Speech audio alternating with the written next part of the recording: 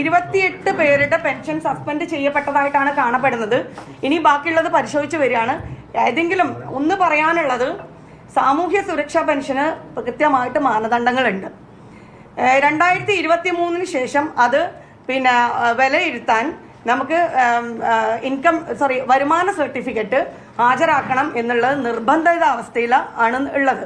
പണ്ട് കാലങ്ങളിൽ അത് 3 ലക്ഷമായിരുന്നെങ്കിൽ ഇപ്പോൾ അത് 1 ലക്ഷമായിട്ടാണ്, വരുമാനം 1 ലക്ഷമായിട്ടാണ് നിജപ്പെടുത്തിയിരിക്കുന്നത്.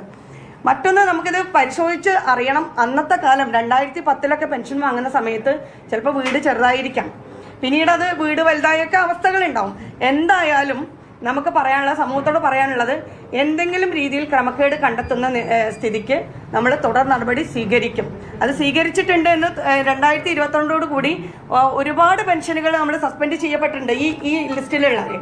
ഇനിയും തുടരുന്നുണ്ടെങ്കിൽ തീർച്ചയായിട്ടും നടപടി സ്വീകരിക്കും.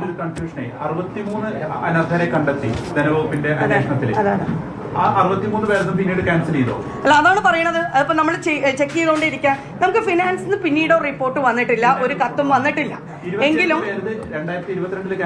2022 ഇപ്പം പരിശോധനയിൽ 28 പേരെ നമുക്ക് കണ്ടെത്തി. ഇനിയും പരിശോധിച്ച് വരിക, പെൻഷൻ ID വെച്ച് പരിശോധിച്ച് വരികയാണ്. കൃത്യമായിട്ടുള്ള ഒരു കണക്ക് നമ്മളത് സസ്പെൻഡഡ് ആണ്. 28 ആള് നമ്മളിപ്പോ പരിശോധനയിൽ തന്നെ സസ്പെൻഡഡ് ആണ്. ഇനി അത് ബാക്കി ഉണ്ടാവും, വരാൻ പോവാണ്. നമ്മൾ പെൻഷൻ ID വെച്ച് പരിശോധിച്ചുകൊണ്ടിരിക്കുക. ആ 63-ലെ 28 സസ്പെൻഡഡ് ആണ്. ഇനിയും ഉണ്ട്, ആ ലിസ്റ്റ് പരിശോധിച്ചുകൊണ്ടിരിക്കുകയാണ്. മറ്റൊന്ന്, നമുക്കറിയാം, ഈ സാമൂഹ്യ സുരക്ഷാ പെൻഷൻ എന്ന് പറയുമ്പോൾ ആർക്കും അപേക്ഷിക്കാം. നമ്മൾ ഏതൊരു വ്യക്തിക്കും സാമൂഹ്യ സുരക്ഷാ പെൻഷൻ അപേക്ഷിക്കാവുന്നുള്ളൂ.